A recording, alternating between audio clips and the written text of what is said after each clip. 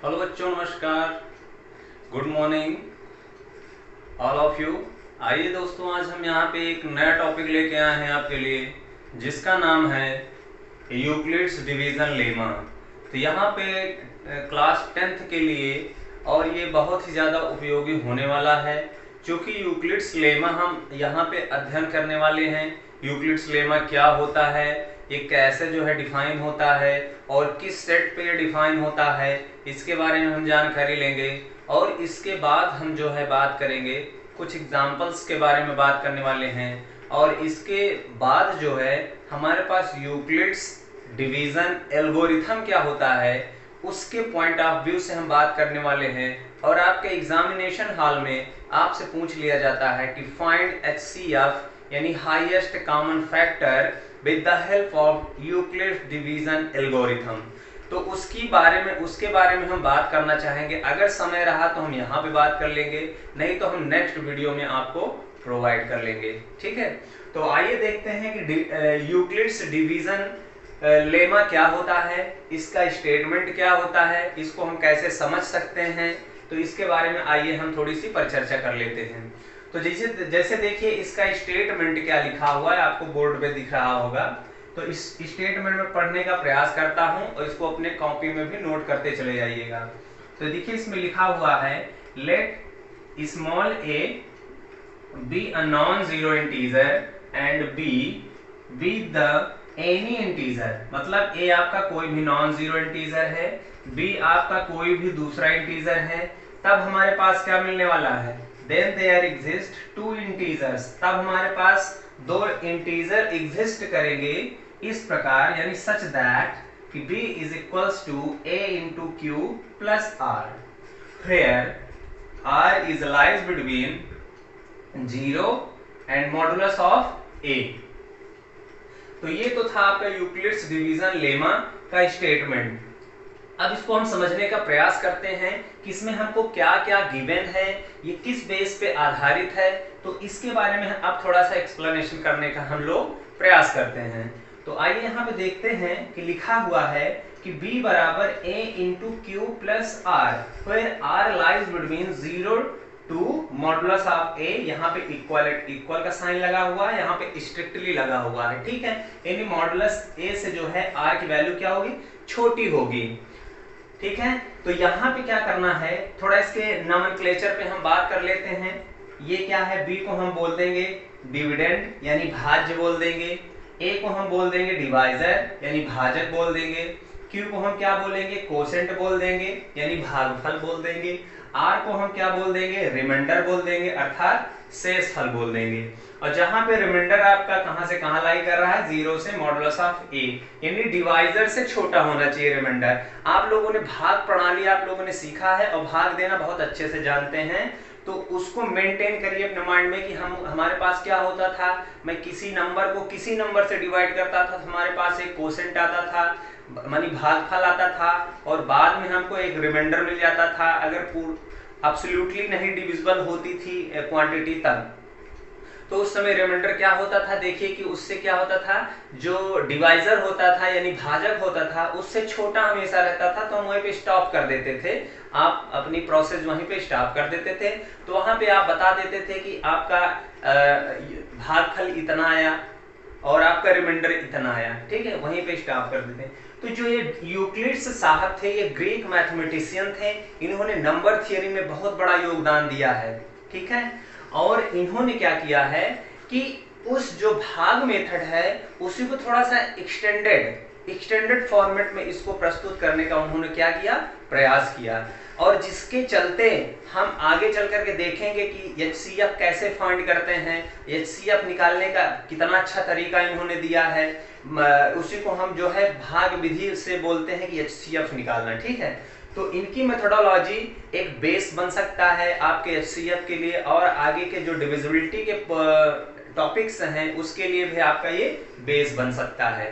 तो ये जो बेसिक था आपका स्टेटमेंट, ये आप लोग पढ़ चुके हैं और इसको देख चुके हैं। आइए इस पे हम एक दो एग्जांपल समझ सकते हैं कि ये कैसे जो है लागू होता है, कैसे एग्जांपल्स पे। तो आइए एग्जांपल देख लेते हैं एक दो, जिससे कि चीजें और अच्छे से क्लियर हो जाए। तो जैसे कि हमारे पास सपोज है हम 10 से जो है डिवाइड करना चाहते हैं किसको, मान लीजिए हम यूक्लिड्स डिवीजन लेमा इस्तेमाल करना चाहते हैं, किस क्वांटिटी पे हम डिवीजन एल्गोरिथम लागू कर ले। मान लीजिए 105 है और 10 के बीच में, ठीक है। ये आप b बराबर इतना ले लीजिए और a बराबर आप 10 ले लीजिए, b बराबर 105 ले लीजिए और a बराबर 10 ले लीजिएगा। एक हम आपको समझाने के लिए एग्जांपल लिए हैं। अब जैसे हमने कहा वहां पे स्टेटमेंट था कि हमारे पास a कोई नॉन जीरो वैल्यू होगी और b आपका कोई दूसरा इंटीजर होगा, ठीक है, ये भी नॉन जीरो इंटीजर। तब हमारे पास एग्जैक्टली 2 इंटीजर मिलेंगे जो कि हम इसको b को कैसे लिख सकते हैं, a into q plus r, ठीक है। और r की वैल्यू जो है 0 और मॉड ऑफ a के बीच में होगा, यानी डिवाइजर से छोटा होगा, 0 के बराबर होगा, 0 से बड़ा होगा। तो इस क्वांटिटी को सेटिस्फाई करता हुआ नजर आना चाहिए। तो आइए देखते हैं क्या यूक्लिड्स डिवीजन लेमा इस कॉन्सेप्ट को फॉलो कर रहा है या नहीं कर रहा है। तो आइए देखें हमारे पास क्या है, b बराबर 105 है। अब a की वैल्यू आपके पास 10 है। तो अब बताइए 10 से जब इसको कैसे लिख सकते हैं, 10 लिख सकते हैं और प्लस 5 लिख सकते हैं कि नहीं लिख सकते। आप लोग खुद ध्यान दीजिए, जब 10 से 10 में मल्टीप्लाई होगा तो 100 हो जाएगा, 100 में 5 ऐड होगा तो 105 हो जाएगा। तो आप यहाँ पे देख पा रहे हैं कि आपके पास क्या है, कोसेंट कितना आ गया है, 10 आ गया है, आपके पास रिमाइंडर कितना है, 5 आ गया है। अब 5 देखिए 10 से छोटा है या बड़ा है, क्योंकि आपके पास डिवाइजर है, 10 इज अ डिवाइजर और 105 is a dividend, 10 is a ये वाला 10 कोसेंट हो जाएगा, 5 आपका क्या हो जाएगा, रिमाइंडर हो जाएगा। तो इस केस में आपके पास क्या आ रहा है 5, और जो कि 10 से बिल्कुल छोटा है और 0 से बड़ा है। तो इस कंडीशन को क्या कर रहा है, फुलफिल कर रहा है। तो इस तरीके से आपका ये यूक्लिड्स डिवीजन लेमा यहाँ पे क्या है, होल्ड कर जाता है। आइए एक और नेक्स्ट एग्जांपल करने का प्रयास कर लेते हैं। जैसे b बराबर हमने ले लिया क्या 35 और a हमने ले लिया क्या 11। आप भी ले सकते हैं, कोई भी नंबर सेलेक्ट कर सकते हैं। तो अब देखिए a जो है आपके पास एक नॉन जीरो नंबर है, b नॉन जीरो इंटीजर है और b आपके पास 35 कोई भी इंटीजर है, ठीक है। तो अब इसको हम किस तरीके से इस तरीके से एक्सप्रेस करने का प्रयास करते हैं। तो 35 इज इक्वल्स टू 11 इंटू, अब इसमें क्या हो जाए 3 से हम अगर मल्टीप्लाई कर देते हैं तो क्या हो जाए, और 2 से ऐड कर देते हैं इसमें, तो क्या होगा 33 प्लस 2 यानी 35 आ जाएगा। तो यानी यहाँ यूक्लिड्स डिवीजन लेमा को क्या कर रहा है, होल्ड कर रहा है। यानी आपका रिमाइंडर कितना है 2 है, जो कि 11 से छोटा है और 0 से बड़ी क्वांटिटी है। तो हमारे पास यूक्लिड्स डिवीजन लेमा को होल्ड कर रहा है। यानी कुल मिला के यहाँ पे ये बात करनी है आपको कि यह क्या है, एक भाग विधि का एक्सटेंडेड फॉर्मेट है, यानी लॉन्ग प्रोसेस है और कुछ नहीं है, ठीक है। तो इस तरीके से अगर आपसे पूछा जाए कि कोई भी दो नंबर दिया जाए और उससे आपसे कहा जाएगा कि यूक्लिड्स डिवीजन लेमा को इस्तेमाल करते हुए एक्सप्रेस करिए दोनों इंटीजर्स को, तो आप लोग एक्सप्रेस कर लेंगे या नहीं कर लेंगे, इसको कमेंट के माध्यम से जरूर बताइएगा। और आपके लिए हम एक होमवर्क टाइप का दे सकते हैं। जैसे मान लीजिए आपके इसको सॉल्व करने का प्रयास करिएगा 1 3 2 और a की वैल्यू ले लीजिए 3 1, ठीक है। दूसरा एग्जांपल ले लीजिए b बराबर 106, a बराबर ले लीजिए 10। तो इन दोनों नंबर्स को यानी दोनों एग्जांपल्स को आप यूक्लिड्स डिवीजन लेमा से एक्सप्रेस करने का प्रयास करिएगा। बाकी आगे हम बढ़ने का प्रयास करते हैं। तो आइए हम कुछ एक नोट्स के बारे में बात कर लेते हैं। नोट्स हमारे पास इस तरीके से है, ध्यान दीजिएगा, this is keep your note, बहुत इंपॉर्टेंट नोट है। नोट में हमारे पास ये है, पहला नोट है कि अगर, देखिए कहने का मतलब है कि अगर हमारे पास कोई भी पॉजिटिव इंटीजर हम लेते हैं, पॉजिटिव इंटीजर लेते हैं यानी a बिलोंगिंग z प्लस, ध्यान से समझिएगा, अगर a हम कोई पॉजिटिव इंटीजर लेते, अब पॉजिटिव इंटीजर में कैसे एलिमेंट आएंगे, ध्यान से समझिएगा, ये प्लस यानी धनात्मक पूर्णांक संख्याओं का समुच्चय होता है। तो यानी इसमें हो जाएगा 1, 2, 3, यानी पॉजिटिव इंटीजर्स को हम सेट ऑफ नेचुरल नंबर भी बोलते हैं। यानी चाहे सेट ऑफ पॉजिटिव इंटीजर्स बोले चाहे सेट ऑफ नेचुरल नंबर बोले, बोथ आर सेम। तो अगर हमारे पास एक कोई पॉजिटिव इंटीजर्स है और यह 2 से डिवाइड होता है, ध्यान समझिएगा, और अगर ये 2 से डिवाइड होता है तो उस केस में आपका रिमाइंडर आने के क्या चांसेस हो सकते हैं। तो देखिए आपके पास जो है रिमाइंडर अगर ये आता है and remainder is equals to 0 or 1, ध्यान से समझिएगा। अगर ए कोई पॉजिटिव इंटीजर है और 2 उसको क्या कर रहा है, ए को डिवाइड कर रहा है, और उस केस में आपका रिमाइंडर 0 अथवा 1 आ रहा है, तो अब ए की होने की क्या प्रोबेबिलिटी हो सकती है यहाँ पे, इसको नोट डाउन कर लीजिएगा हमेशा के लिए। ए या तो आपका 2 into m हो सकता है या 2 into m plus 1 हो सकता है।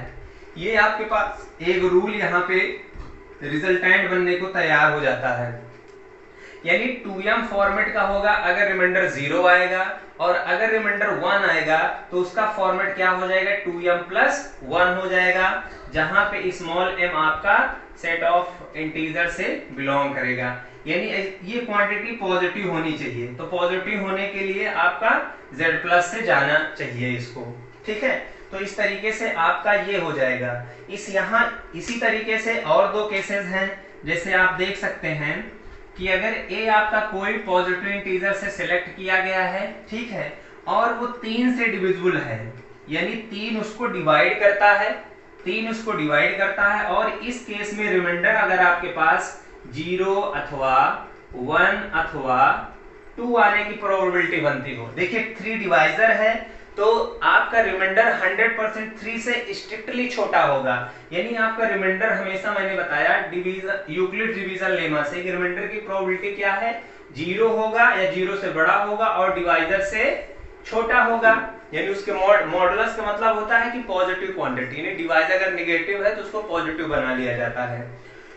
यहाँ पे रिमाइंडर, चूंकि रिमाइंडर कभी नेगेटिव नहीं आता है, तो इस केस में आपका अगर रिमाइंडर 0 हुआ, 1 हुआ अथवा 2 हुआ, तो हमारे पास एक किस प्रकार का इंटीजर्स होगा, ये प्रोबेबिलिटी यहाँ पे मैं फार्मूले टाइप का यहाँ पे लिखने का प्रयास करता हूँ। जैसे यहाँ पे हमने 2m plus 1 हुआ, तो इस तरीके से यहाँ पे क्या होगा, ए की प्रोबेबिलिटी या तो मल्टीपल ऑफ 3 होगा, ध्यान से, इसको मल्टीपल ऑफ 3 भी बोलते हैं, इसको मल्टीपल ऑफ 2 भी बोलते हैं, अथवा मल्टीपल ऑफ 3 प्लस 1 होगा, अथवा मल्टीपल ऑफ 3 प्लस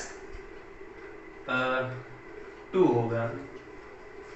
ये जो है आपके पास क्वांटिटी हो जाएगी, मल्टीपल ऑफ 3 या मल्टीपल ऑफ 3 प्लस 1 या मल्टीपल ऑफ 3 प्लस 2 हो जाएगा। तो ये आपके पास 3 केसेस हो जाते हैं। इसी तरीके से अगर हम आगे बढ़ने का प्रयास करें, इन सबको नोट कर लीजिएगा, बहुत इंपॉर्टेंट रोल अदा करने वाले हैं आगे चलकर। अगर हमारे पास जो है, अब अगर 3 के आगे हम चलते हैं आगे, 4 अगर a को डिवाइड करता है और a आपका पॉजिटिव इंटीजर में के अंदर है, और रिमाइंडर आपके पास कितना आता है, 0, 1 अथवा 2 अथवा 3, ठीक है।